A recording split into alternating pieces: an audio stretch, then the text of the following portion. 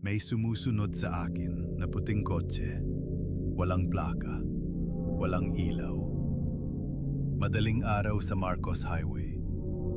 Umuulan. Pauwi na ako galing night shift. Tuwing liliko ako, liliko rin siya. Tuwing bibilis ako, bibilis din. Panglimang araw na ito. Akala ko noong mga nakaraang araw, nagkakataon lang.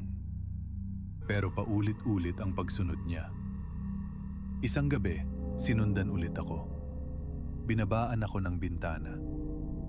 Tahimik ang loob ng sasakyan, may tao sa driver's seat niya, pero hindi malinaw ang mukha.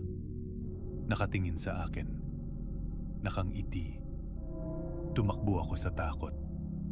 Bigla siyang gumangga sa center island. Pero walang tunog. Walang wasak. Parang dumaan lang. Lumapit ako. May tarpaulin sa gilid ng kalsada. RIP.